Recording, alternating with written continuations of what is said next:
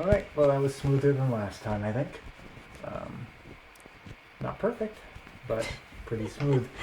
So tonight we are doing the first live cast for all of my wonderful Patreon supporters. Thank you for showing up. At the moment, I noticed that we have my guy, I forget what your screen name is. You know who you are, the one that keeps going into spam. Thanks for showing up. Amber is here with me tonight to kind of go through the comments and everything. We don't have any bouncers because we're all friends here. This is Patreon only, so I don't think we're gonna have any trolls unless someone's coming in just to troll and everything like that.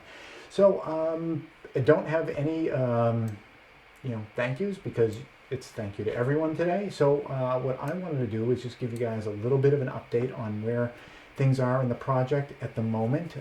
If you're not aware, I do have a little bit of a delay between the videos that have been going out and where we actually are in the project, and you guys can totally understand why that would be. I'm a prepper. I'm stacking videos, so I've got that buffer. You never want to be like right in time delivery for food or for videos. So we're a little bit ahead of where things are right now. So I'll share that with you guys. And Amber is going to let me know who shows up, if anyone. Again, I know who's why. I don't know if it's okay if I say your screen, if your regular name. PCC.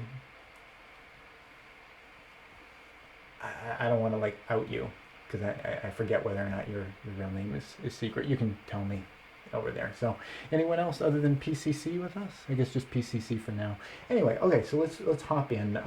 Just to let you guys know, you know where we are in the project right now is we are just on the cusp of getting the cement in. And we've been just on the cusp of getting the cement in for a long time. And by cement, I of course mean concrete. I always misspeak that. Cement is the active ingredient that makes concrete. Concrete is cement plus aggregates, sand, gravel, that kind of stuff.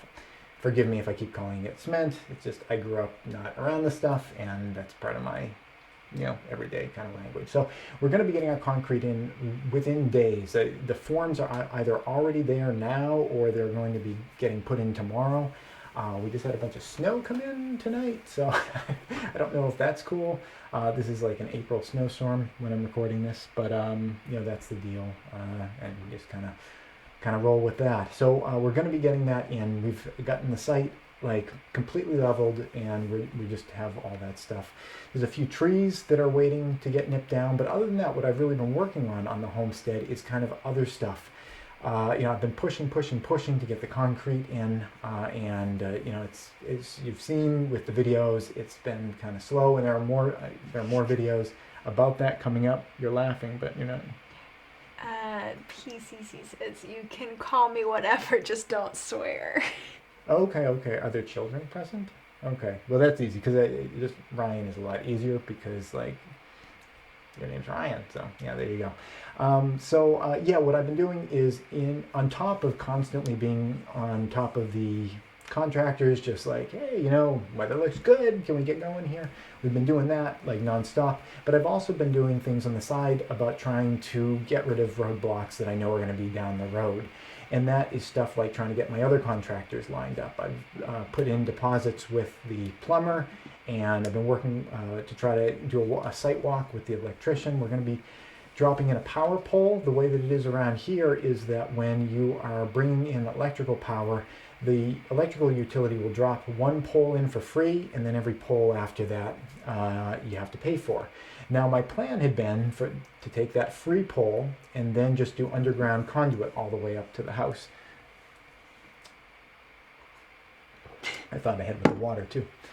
It was to run underground conduit all the way up to the house. Now that run from where the pole would probably be was probably going to be 200 plus feet. Now I talked to some different electricians about is that cool? Should I do a pole box? And what a pole box is that the wire goes underground. Well, first, if you're not familiar with underground wires, what it is there's an underground tube, usually between 2 and 4 inches wide. It's different widths depending on what you're pulling under. It's I think 4 inch or 3 inch. It's wider if it's power cables because the electrical power cables are heavier gauge, and smaller if it's phone lines, internet cable, that kind of stuff. What an underground conduit is just a tube, goes underground. It's supposed to go 18 inches underground, that's the code. It's not like the electricity is going to freeze up if it's too close to the surface, but it's supposed to be 18 inches under the ground and just, snakes over the house, then pops up over there. I like that because, well, it's for a number of reasons. One, it's prettier, not having power lines. What was that comic book artist? Who's that comic book artist, the gross one? What? Crumb. Robert Crumb? I forget his name, but Crumb. He's always had these like power lines in all of his cartoon drawings. Crumb may have thought that they were awesome. I think they're kind of ugly. So I like to keep it underground. Also, for trees falling down, if it's underground, it's not going to get knocked over. And also, if it's underground, I'm not having to pay for all those power poles. Each power pole, utility pole that goes in is like $600 for. And I'm not saying that's a terrible rate. I mean, it's a big pole, and Can you put multiple cables in one tube? Legally, in the area, you're not supposed to put multiple cables in one tube. Usually what you'll do is you'll run the large utility size, and I forget whether it's 3 or 4 inches. I think it's 3 inches. I think it's a 3-inch conduit for power. You'll run that, and then you'll run a separate one for phone lines, and then you usually will put in a third one, if they know what they're doing, that's called a future conduit. And that's just for whatever, who knows, in the future, maybe we have ghost spirits that are, part of the utility, and they'll need a tube to go through. So you try to separate them out, and there's some real reasons for that too. Working in the audiovisual field, having power running right next to audio cables is bad because I'm not an electrician. I can't explain it properly, but you remember from Ghostbusters, don't cross a stream. And with electric wires, you don't want to. Actually, crossing them is good, but running them parallel right next to each other, they can kind of interfere with each other, and mostly the power will interfere with your data running through. So it's good to kind of keep them a little bit separated anyway.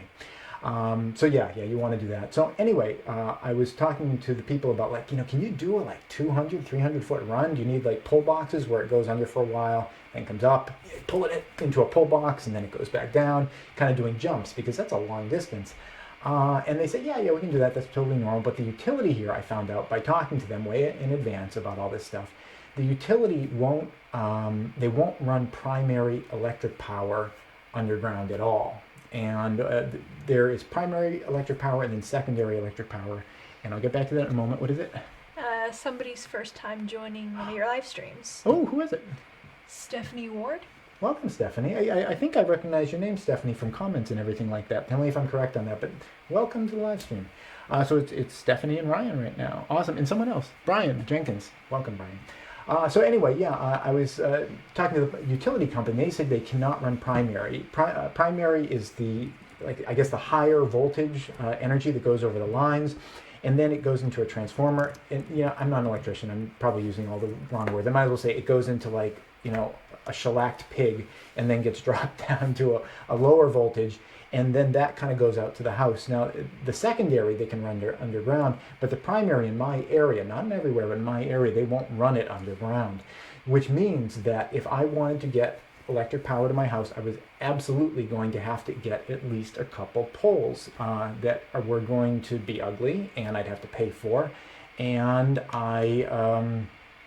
and what was the other downside? There were a lot of downsides. Ugly, have to pay for, and that was pretty much it. They were ugly, I'd have to pay for them. That was kind of souring the whole idea of this, because it's a nice driveway in and everything. I didn't want to muck it up. I don't want to pay all this extra money. And I did some digging. I've also been talking to the people about the solar panels. We're going to put solar panels in the house. I've done solar installs, as you guys know from watching my channel before. I've done DIY stuff. You guys know I've done videos on that. I don't like to exaggerate how much I know, but I've been around. I've done this a couple times. I kind of know what I'm doing when it comes to it. There's panels, there's wires that run to a charge controller, goes into an inverter, goes into your batteries, blah blah blah. There's some safety things like grounding and stuff that go in there too. But they're stupid. And they're stupid. I don't know who you're talking about, but you're probably right, because that applies to 99% of people in the world. I was talking to the people about doing the solar install and about doing a grid tie. I'm not super excited about a grid tie, but there are some benefits to it. And one of the benefits is that you don't have to be totally 100% serious about your battery bank. You know, you can have a battery bank that'll get you through like a tough time, but then you don't have to like completely rely on the battery bank during your everyday normal life. And maybe like River wants to play video games a little longer, and it would mean I wouldn't have to like go and look at the power gauge and be like, I don't know, there's only 36 volts in those batteries. I don't know if we can play another round of this. You can be a little bit more cavalier about it. But in talking to the utility company, I also found out that here, if you send out power to the grid and you use power from the grid, it's kind of a trade kind of thing. And let's say that, yes? You asked why poles were bad, and it's because they're stupid. Oh, well, yeah, there you go. It applies to 99% of Poles as well. And by that, I mean Polish people. And I can say that because I'm a quarter Polish. We can use that word. You can't use that word unless you're Polish. You're not Polish. You can't use that word. Shh, River's asleep. One of these live streams, he's going to call me in the middle and I have to run upstairs. Okay, so anyway, I was talking to the utility company, and there's a trade-off. You know, you create power, they give you power. Let's say you use 100 kilowatt hours and you create 100 kilowatt hours. You kind of break even, everything's free, you don't pay for anything. You still kind of pay $7 just to be connected to the grid and everything like that. But it's kind of an even trade sort of thing. Now, if you make 100 kilowatt hour, if you use 100 kilowatt hours and you make 200 kilowatt hours, they'll take that as a credit, that extra stuff. So if like the next month you don't make any electricity or something like that, they'll credit that back to you, and it's all even that way. But if you consistently make more power than you are using, which would be my setup, even here at this house here, with the panels we have on the roof, the small number of panels and just the little rinky-dink panels I put out in the front, we have all winter, even with snow cover and everything, we've always been making more power than we use. If you consistently do that, they don't pay you for that. They'll take it for free. That's, God bless them. They'll take it, but they don't pay you for that. So, with all the issues with the power poles, they cost money and they're ugly and they're stupid. We've decided to go completely off grid with this one because I don't think it makes any sense for me to pay all this extra money for all these poles and the ugliness and everything associated with it, just for the privilege of being able to give away our power for free. I would love to put out green power onto the grid. That would be awesome. But if I have to pay to do it, I'm kind of thinking I'm not going to be down with that. Who knows why solar is not popular right now? I don't know. The incentives are great. It's only thousands of dollars, and then you can give the stuff away for free. I guess it's still good to put panels on your roof, but it didn't seem like a great idea for me because I was going to have to pay so much to bring the power in. So we're going to be going totally off-grid for this, which should be interesting to people because I know a lot of people were interested in that. I wasn't initially planning on doing that, but that's what we're planning on doing. Do we have any questions here? Any questions? Not at the moment. Not at the moment. Okay. Well, there's lots going on. We've also been doing a lot of stuff with the foundation. We have been going on... with the pass-throughs, the video about the pass-throughs recently, went out, and there's just been a lot of work to try to get all that together because with the plumbing and everything, we're also having subfloor plumbing, so we had to plan out all the places where the plumbing's going to be having to pass through the support under the floor where all the lolly columns are going to go, because the foundation is kind of a box, and there's a support beam down the center where there's a bunch of lolly columns, and we're going to need to kind of be passing under that. So we've had to do a lot of work with that kind of stuff, and in addition to that, we have been just getting the site prepped to get our lumber. Now, in the series right now, it's kind of tiptoeing up to the moment where we are, trying to get the foundation, and we're trying to get the foundation. And the videos that you're seeing now were recorded before the winter. That's how old they are.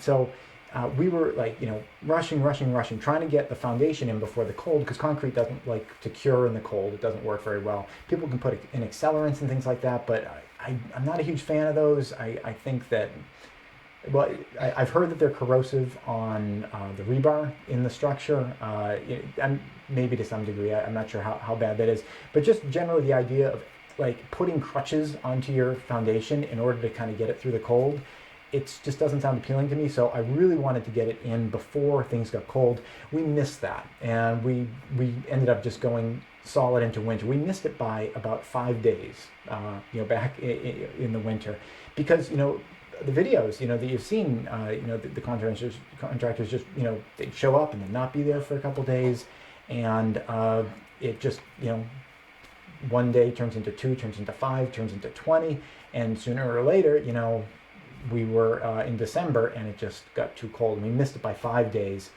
with it being warm enough to do the foundation. So we've been going all through the winter, kind of waiting for a warm bump. We never got a warm bump. I'm sorry to ruin the suspense in the series. We did not end up getting a warm bump. More on that later. What is it? If off-grid, are you using a DC pump with a solar panel pumping to a cistern? Yeah, well, I'll tell you what we're doing for that. We are going to be, the well that we had put in, you guys saw the well video. You saw the video getting ready to put in the well. The well did go in. That is the only part of this process that works smoothly. Call them up, they show up, they do the job, you pay them, done. That's kind of how it should always work, but that went really smoothly. Our well it's a little over 200 feet deep. They hit water right away. Nice flow. So we're not going to have to put our pump very deep. So we're going to be able to go with a half horsepower pump. And if you have a half horsepower pump, you can very easily run that as an AC pump. An AC pump, you can very easily run that off of an inverter and everything. And I looked into DC pumping because that makes a lot of sense to me. It's like you got DC in the batteries. Why not have a DC pump? And I was pushed away from it by 2 people that pretty much had the same opinion on it. DC pumps are more expensive. They felt that they had, because there's not as many of them available, AC pumps are more of a norm. There are fewer places to get them. There's a smaller selection. They feel that they are not quite as reliable, and also replacing them, replacement parts and things like that is just, it's just more expensive to go that way. And I got convinced into an AC pump, and I've run higher horsepower pumps off of inverters before, AC pumps, and that went fine. So it seems that if I have a pump that's more shallow, lower horsepower, I shouldn't have any problems with that. So I'm planning on doing an AC pump, and that's going to be pumping up into a cistern. And here's something I'm still kind of formulating in my head. I have the cistern already. You guys might have seen it, in some of my videos. It's that 170-gallon giant big white tank that I've used to flood my basement on 5 or 6 occasions at this point. I'm getting better about that. Last time it was actually good. It was here, and it was an opportunity to really scrub the floor. So we really got the floor cleaned up after that one. We're going to be pumping into that. But what I'm not sure about, I've got 2 ideas on it. Maybe you guys can offer your thoughts on it. One is to have the cistern in the basement where I've had it before. The positives of that are that it's low. It's in a nice stable place, and it's cool. You guys might have seen the videos that I did where I kind of talked about like the different thermal areas of the houses, the warm areas we live in, then there's the cooler areas, the pantry area, the utility area. And having water in there, like for drinking and stuff, that's cool, I think is nicer, than getting warm water out of your tap. And by warm water, you'll know what I mean when I say the alternative place that I'm thinking about putting it is possibly, instead of putting the cistern down in the basement, in the utility room, back, up in that cool area, what if, and I could do this, what if I put it on the top layer, the top story of the house?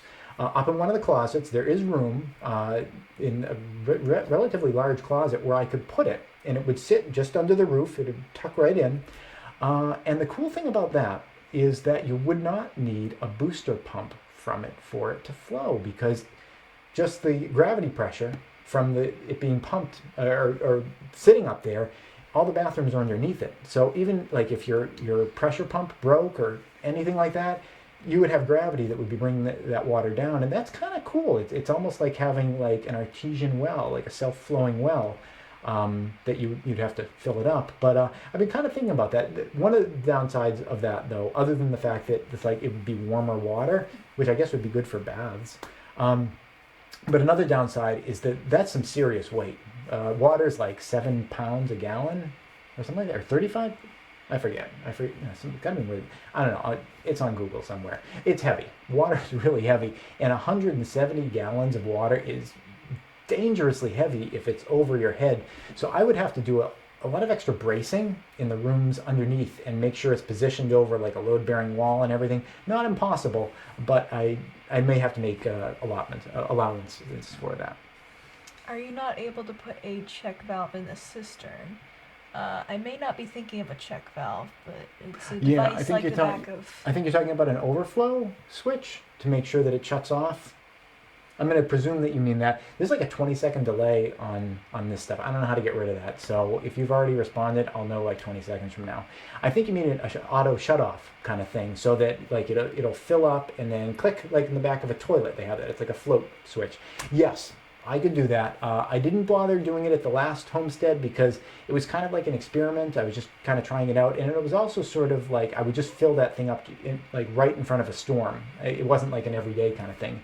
Here, it's like, I don't care about anything here. I mean, honestly, you guys saw I put cardboard and towels on my windows to keep the house warm. This house that we're in now is not considered like, this is like camping, really, where we are at the moment. But yes, at the next place, absolutely. I'm not going to be doing like any of this. Like, I've got timers around my neck. You guys see my timers around the neck video? I almost rapped in that video. I'm wearing a clock around my neck. But yeah, I mean, like the timers and everything, that's not cool. And especially if you had the cistern up on the top layer of your house. Why don't you calling the floors layers? Is it a cake? I don't know. It's a cake. Yeah. Was I correct on the float valve? Oh, hey, it's LTAP. Hey, LTAP. I'm sorry if I haven't said hello to everyone, because someone that's supposed to be... Shh, he's still asleep. Someone that's supposed to be telling me who comes to the door isn't doing her job. You're bullying me. I'm blaming you. Okay. Okay, that's not on camera. Not on camera. Okay. Do we have any other questions? You find out, and I will continue to complain. And we were in the middle of talking about just the pump. I thought there was something else we were going off on. With respect to water, going solar hot water to cistern in the attic is heavy. Okay, with respect to water, going solar hot water to cistern in attic. Yeah, okay, yeah, I definitely agree with the cistern in the attic being heavy. That was definitely something I was talking about earlier. Yeah, we are doing solar hot water, and that is something that is mandated by the state that we live in. Well, not for everyone's house, but in order for us to build the house that I've been told that I use my hands too much. I probably do. I use my hands a lot too. Yeah, okay. It's kind of a normal thing for. I don't know. No. Okay, it's just not working. Okay.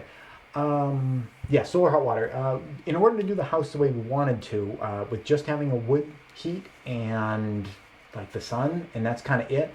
That's kind of seen as being a environmentally unfriendly house. Like we're burning wood and everything. I mean, forget the fact that it's super insulated, and I know from experience we're probably gonna burn like 1 quart of wood per year. It's super green, but you know the way that the laws are written, maybe lobbyists have something to do with it. I'm considered like a polluter. You know, the guy that washes his aluminum foil for reuse. I literally have a 10-year plus old piece of aluminum foil that I keep recycling and reusing for cooking and food. I'm considered like the pig guys. Remember in Captain Planet? The pig guys, the bad guys? I'm one of them right here. This is what he looks like. Yes. So in order to kind of like make up for that, I don't know if you guys remember your medieval history, that the Catholic Church had indulgences. You know, it's like you could sin, but you had to pay the church. It's like, you know, you could kill your neighbor, but you had to do, you know, some Hail Marys and pay the church like 10,000 gold coins or something like that. So it's kind of like that. It's a system of indulgences that we have here. And I can make my horrifying, hating the earth, you know, destructive house as long as I put in solar hot water panels. And I've been a little reluctant to do it because, you know, leaking and stuff like that. But I got to do it, you know, in order to build the house the way I want. And, you know, if the whole system just falls apart and, you know, it's just a piece of junk, it actually, because of all the incentives and the government gives you money to do it, the thing's only going to cost like $5,000. And I know it's like only $5,000, but building a house is like $5,000. It's not that much. At least I can build the house the way I want, and I don't have to buy a $25,000. See, here go the hands again. I don't have to buy a $25,000, you know, eco green whatever machine that's, you know, completely unnecessary and is just like a bunch of technology. Well, I can see my hands out of the corner of my eye over here. Yeah, so it gets me out of doing that kind of stuff. So I'm kind of excited about it. I think I think it is going to work really well, but it wasn't something I was going to do unless I was pushed into it. Originally, what I was planning on doing was just doing extra solar electric panels, and they would run the water heater. So that was what I was planning on doing. We have 5 more minutes because we want to stop right around at 9 o'clock. So I'm going to say leave them wanting more. I think half the people already left. They're already bored. But yeah, we got 5 more minutes. Does anyone have any other questions? The period that we're moving into now is getting into the building phase and everything, where we're actually going to be getting the lumber. That was what I wanted to tell you guys. I was saying we had missed the ability to pour the foundation by about like 5 days. And then, they kept promising, yeah, we're going to do it, we're going to do it, we're going to do it all through the winter, waiting for these warm spots. There was a wonderful warm spell of a week and a half. It was like mid-January, and it was like 50s out. It was wonderful. And the concrete guy went on vacation that week, so we missed that. They kept us going the entire winter, and then I switched gears and decided, we just got to get our lumber delivered, because when mud season comes, we are going to just be screwed because we're not going to get a truck down this road. So I said, forget all this concrete stuff. Well, don't forget it. Keep going on the concrete stuff, but get me a flat area where I can get my lumber put down. And they kind of started working on that, and then we missed mud season by 5 days, and now it's too muddy to get the lumber. But I think it's starting to dry out now, and we should be able to get it pretty soon, within a week or two. What's up? Are you planning to use a garbage digester? What is that? A garbage digester? I think you mean for creating bioheat? A garbage digester. Usually that's my job in the house. Like the food that River doesn't eat. That's right. The garbage digester is right here. Well, I think you can take from my answer that the answer at the moment is no. Forgive me if I'm misunderstanding what that is. I know that people use it's kind of like a septic sort of system. You get the stuff and it's composting down, and that you collect the gases and use that for fuel and everything. I've never really been all that into that, just because the way that I kind of heat our house with the using the sun and using just a little bit of wood from the woods. I mean, really just a cord of wood per year. It's so little. It's kind of like, it's like worrying about clipping coupons if you could buy a car for $10. It's like, I don't really, I'm sure it would help a little bit, but it's like, it's so easy and so cheap to heat a house like this as it is, even without that. I've never gotten into it. I know people who have, and they've worked for them. They've used chicken poop and stuff like that. But I'm not personally planning on doing it now. Hooples is here. Oh, hey, Hooples. You finally made it. He's on the wrong nipple, but he's right here. All right. Do we have any other questions? We've got about 2 minutes before we're going to just wrap it up. So everyone see the April Fool's Day thing? I got some really nice feedback. I like the way that people approached it. A lot of people approached it with an open mind, but they were cynical enough to realize that it was a bunch of BS by the end. But I think that's just perfect to not totally close yourself off, because who knows? Maybe there's some radiation coming down from space that we can't even see. It's not even visual. Maybe someday someone will invent a panel that can collect that at night. So you shouldn't be totally closed off to it. But yeah, it's totally BS on that one. I was waiting for a long time to make that video. I thought about that video a year ago. Any questions, or are we just wrap? Well, we'll go the duration. We got 1 more minute. There aren't any questions at the moment. There are no questions at the moment. Okay. Well, you owe me $50,000 as I ruined my panels. You owe me $50,000 as I ruined my panels. You didn't actually try that, did you? Oh, you're talking about the April Fool. I was very careful to make a recipe that would be non-toxic and would not actually ruin people's panels. But yeah, River had some ideas. River had some crazy ideas about stuff that we could have put in there, and I was like, nah, I just, people could really make a mess of it, and I don't want to lead them down that road, because, it's good to have an open mind about it. Okay. Well, I guess that's it. Well, hey, thank you all so much for showing up tonight and for your continued support. I really could not do this channel at the level that I've been doing, at this level, at the level I've been doing without you guys' support. I mean, the 360-degree camera, so many people love that. It's going to be even better once you actually start seeing the construction go up and everything.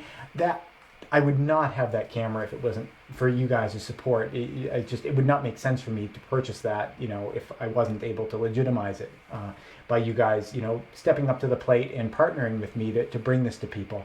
And I really, really appreciate, just the fact that you guys have done that. Even like little things like that, the fade in intro at the beginning of that. That's a piece of software that I got. It cost a little bit of money, and I just would not have done that if it had not been for the knowledge that you guys are there, behind me and, supporting me to do this work for people.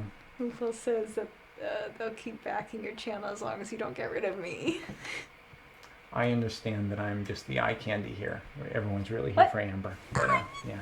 All right, let's do a really classy fade to black. Thanks for watching.